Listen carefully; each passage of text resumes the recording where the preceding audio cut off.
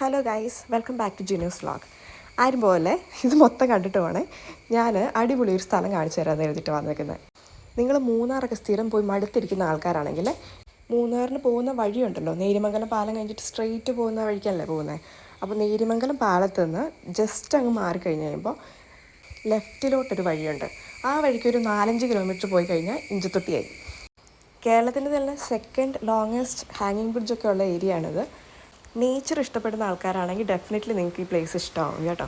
ഈ സ്ഥലത്തിൻ്റെ ഏറ്റവും വലിയ പ്രത്യേകത എന്ന് പറഞ്ഞാൽ ഒരു സൈഡ് ഫുള്ള് കാടും അപ്പുറത്തെ സൈഡ് ഫുള്ള് പുഴയാണ്.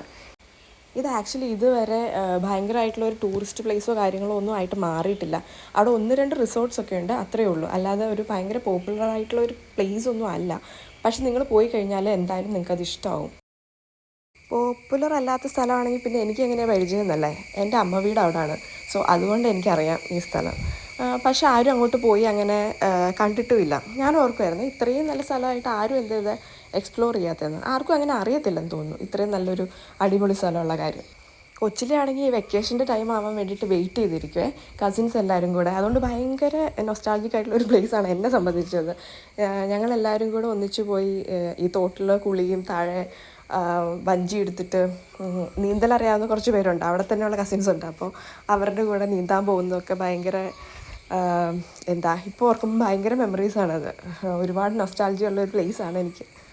ഇവിടെ നിൽക്കണം എന്നുള്ളവർക്ക് ഇവിടെ റിസോർട്ടുണ്ട് കേട്ടോ. അതല്ല എന്നുള്ളവർക്ക് നേരിമംഗലം സൈഡ് ഇഷ്ടം പോലെ റിസോർട്ടും ഹോട്ടൽസും ഒക്കെ ഉണ്ട് സ്റ്റേക്ക് വേണ്ടിയിട്ടാണെങ്കിൽ. അവിടെ നിന്ന് ഒരുപാട് ദൂരം ഇല്ല ഈ സ്ഥലം. അപ്പറേ അവിടെ നമ്മുടെ പറമ്പിന്റെ താഴെയായിട്ട് എല്ലാം കൂടെ വന്നിട്ട് വെള്ളത്തിൽ ചാടും. മറ്റേ കശുമാവും കറക്റ്റായിട്ട് കശുമാവും താഴേക്ക് വീഴുന്ന ഒരു സ്ഥലമില്ലേ, അത് ആ കുന്നിന്റെ താഴെ ആ കുന്നു പോലെ ഇരിക്കണ അവിടെ. അതാണ് ഞങ്ങളുടെ സ്ഥിരം പ്ലേസ് കണ്ടു. പിന്നെ മറ്റേ മേളില് വെള്ളമില്ലാതെ വരില്ലേ തോട്ടില്, അന്നേരം അവിടെ തന്നെയാണ്. എന്തൊരു രസം.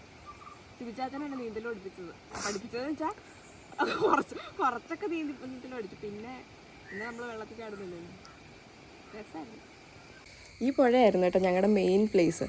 ഫുൾ ടൈം വന്നിട്ട് വെള്ളത്തിൽ ചാടി കുളിച്ച് മറിഞ്ഞ് രസമായിരുന്നു. ഒന്നാമത് കസിൻസ് എല്ലാം വരും, എല്ലാ സൈഡിൽ നിന്നുള്ള കസിൻസ് ആ ലീവിൻ്റെ ടൈമിൽ വരുവേ.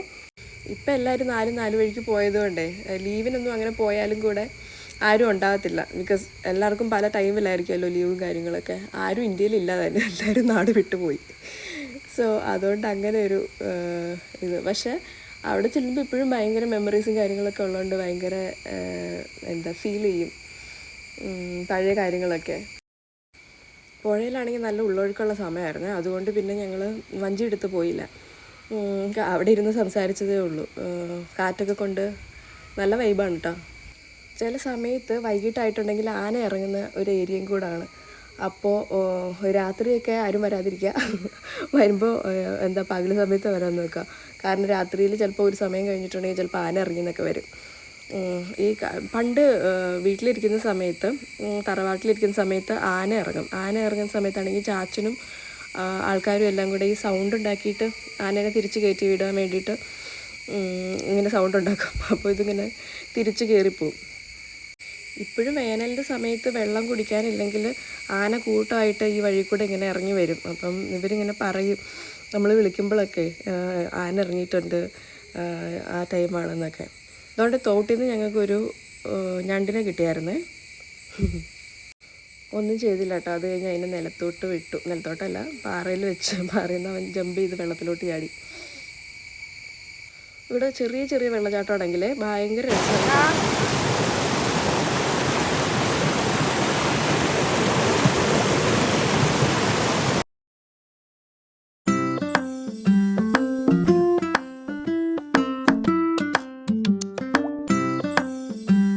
ഞങ്ങളിവിടെ പണ്ട് ടാർസൻ കളിക്കുമായിരുന്നേ. ഈ വള്ളി തൂങ്ങിക്കിടപ്പുണ്ടാവും മേളിൽ നിന്ന്, ഈ കാട്ടുവള്ളി. അപ്പോൾ അതിൽ പിടിച്ചിട്ട് അതിൽ നിന്ന് തൂങ്ങി ആടിയിട്ട് ചിലപ്പോൾ വള്ളിയൊക്കെ പൊട്ടി താഴെ വീഴും. നേരിമംഗലത്ത് നിന്ന് ഇഞ്ചത്തൊട്ടിയിലോട്ടുള്ള വഴി കാട്ടുവഴി എന്ന് ഞാൻ പറഞ്ഞില്ലായിരുന്നോ. സോ ഇതാണ് അവിടെ നിന്ന് ഇങ്ങോട്ടുള്ള വഴി. ഞങ്ങൾ ഓട്ടോയിലാണ് പോകുന്നത് കേട്ടോ. പക്ഷേ ഇഷ്ടംപോലെ വണ്ടികളും കാര്യങ്ങളൊക്കെ അകത്തൂടെ പോകുന്നുണ്ട്. സ്റ്റിൽ നല്ല ഈ വരുന്ന വഴി തന്നെ ഇഷ്ടംപോലെ അരുവികളും സംഭവങ്ങളും ഒക്കെ ഉണ്ട്. സോ ഇപ്പോൾ പോവുകയാണെങ്കിൽ ഭയങ്കര നല്ല ടൈമും കൂടെയാണ്. മഴയൊക്കെ പെയ്ത് കിടക്കുന്നതുകൊണ്ട് ഇഷ്ടംപോലെ വെള്ളമുള്ള ടൈമാണ്. സോ മൂന്നാറൊക്കെ പോകുന്നുണ്ടെങ്കിൽ നിങ്ങൾ എന്തായാലും മസ്റ്റായിട്ട് ഒന്ന് ടേൺ എടുത്ത് ഇവിടെയൊക്കെ ഒന്ന് പോയി കണ്ടിട്ട് തിരിച്ചു പോകണം എന്നാണ് എൻ്റെ ഒരു അഭിപ്രായം. കാരണം നല്ല അടിപൊളി പ്ലേസാണ്. ഭാഗ്യമുണ്ടെങ്കിൽ ലൈവായിട്ട് നിങ്ങൾക്ക് മൃഗങ്ങളെയും കാണാൻ പറ്റും കേട്ടോ. കുരങ്ങൊക്കെ എപ്പോഴും ആ റോഡ് സൈഡിൽ കൂടെയൊക്കെ തന്നെ കാണും. സോ ഇൻട്രസ്റ്റ് ഉള്ളവർ പോയിട്ട് പോവുക. It's A nice place. നല്ലൊരു വണ്ടർഫുൾ എക്സ്പീരിയൻസും ആയിരിക്കും ഡെഫിനറ്റ്ലി. വഞ്ചിയിലൊക്കെ കയറണം എന്നുള്ളവർക്ക് താഴെ കടവിൽ പോയാൽ